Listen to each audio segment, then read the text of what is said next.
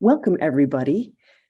This podcast is going to talk about how alternative data can open up financial opportunities for credit invisibles in the Middle East.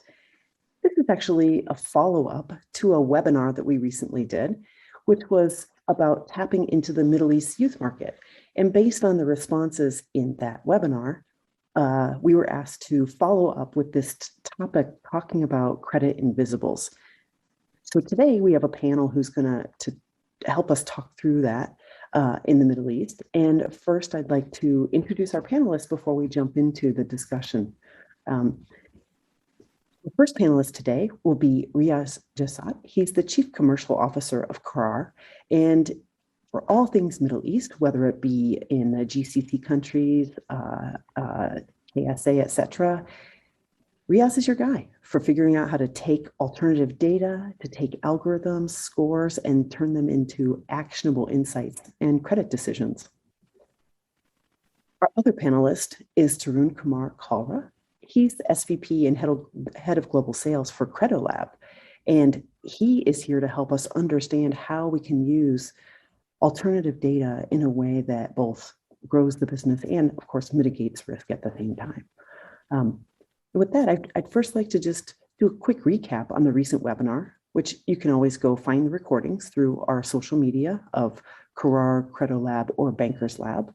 And in both those podcasts, the webcast and today's podcast, I'll be your moderator, Michelle Katics, co-founder and CEO of BankersLab. All the things that Riaz and Tarun do, we simulate them so that you can practice in a virtual environment before you go and try to do this stuff in real life. So with that, I'd like to just hear from the panelists. Let's recap our thoughts on what we talked about in the recent webinar on alternative data. And if I could just start with you, Tarun, what comes to mind as some key points we talked about in terms of how we can use that alternative data in the Middle East? Yeah, I think it's very good to recap that and also probably add a few points. What really is working for the Middle East region at the moment is their openness to adopt these new technologies, their ability to use and understand the importance of data, and the openness to look at alternate data, how it could complement their existing decision-making time frame. And this is extremely crucial in the current scenario where there is a new segment of borrowers that are looking to consume financial services. Embedded finance is now a common word that is mostly used in that market as well. So I think it's all aligning in well from the Middle East perspective, their readiness, their openness, and the need for a solution like this around alternate data to really harness this power. Yeah, thanks for that summary. I think, Tarun, a few things you said there I want to call out. One is the concept of embedded finance. If any of you out there listening to this podcast don't have a good understanding yet of what it is or trying to explore that, reach out to any of us because this is kind of our lives these days. And we spend a lot of time on this. And what is embedded finance? It's really doing the thing you set out to do as the consumer without thinking about the finance part. So when you call an Uber, you just want to go home. You want to get a car and go home. You're not trying to make a credit card payment. That wasn't what you set out to do. So the payment is done almost invisibly through the app. Or, nobody woke up saying, I want to have a mortgage.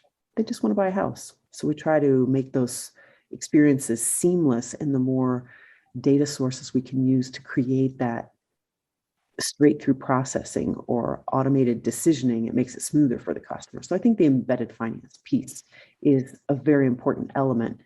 And with that, I turn to you, Riaz, because we talked a lot about automating these decisions, et cetera, as we go through that. So what else comes to your mind in terms of the last webinar and what we talked about with these new automated credit decisions? Yeah, I mean, it's if you have to look at any sort of banking or lending or finance that you'd like to do, I mean, what your customers are looking for is they are looking for simplicity. They are looking for no fine print. They are looking for something that is digital, something that they can trust, something that is transparent, and open without any hidden clauses. And to be able to have the seamless journey that all of our customers are looking for, I mean, we have to have systems in place. We have to have all our APIs, our systems, our integrations in place. So those have to be there.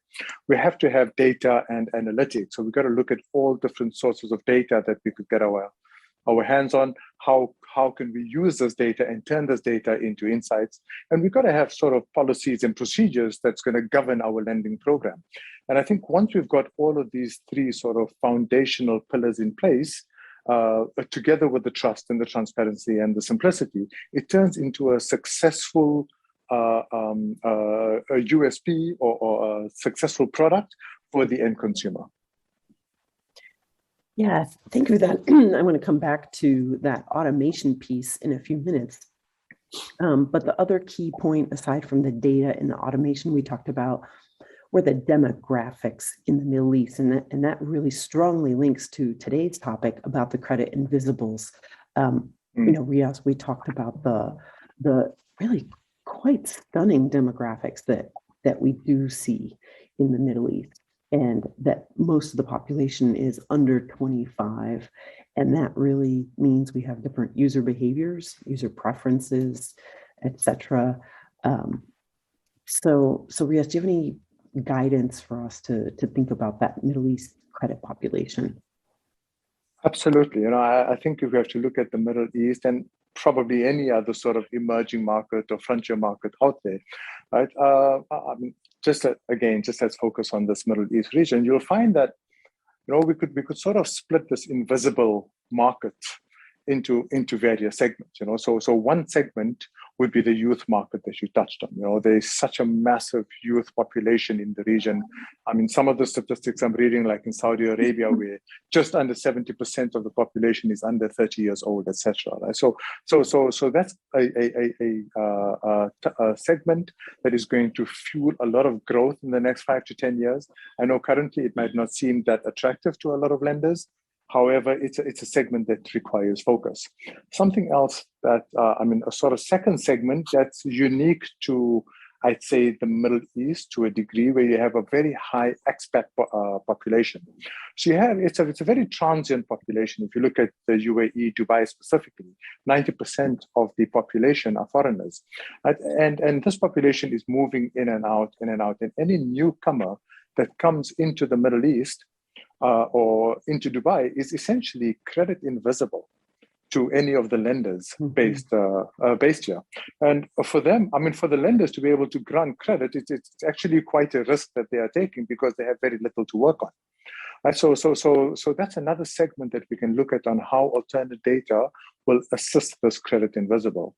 And I guess the third segment, which is, I guess, spreads wider than just the Middle East, is this previously unbanked or the unbanked population. You know, there's a lot of drive from governments and institutions for financial inclusion. Central banks are really pushing this, and there's a lot of effort being put onto getting these people banked, getting them onto electronic payments, moving away from cash, etc. And if you have to look at this wave, I mean, the last part of it is the lending part. And that's where the alternate data is going to provide a significant uplift to any lender that wants to start doing lending to the previously unbanked population. And a lot of this drive is actually coming through mobile. Right, because you got to try and, you know, shorten that or remove that distance obstacle from this unbanked population. So everything's going digital. Payments are going mobile. If you look at some countries, mobile payments are, I mean, they've seen astronomical growth over the last decade. Right, so all of these various segments, if you start looking at them individually, you'll find that the common thing is the topic that we spoke about in our webinar, and that all of them are mobile savvy, right? So whether it's the unbanked population, whether it's the youth, whether it's its expatriates coming into the region, all of them have this mobile data that we could capitalize on and classify this as an alternate source of data to help make better decisions to start including them into the banking sector. Yeah, thank you for that.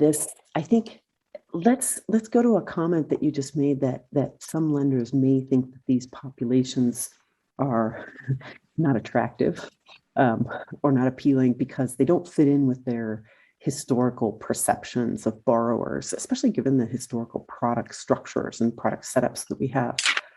So if I could ask both of you guys to go through a thought experiment. Imagine I'm an incumbent lender in the Middle East and I have traditional credit products and a traditional lending base. But you convinced me.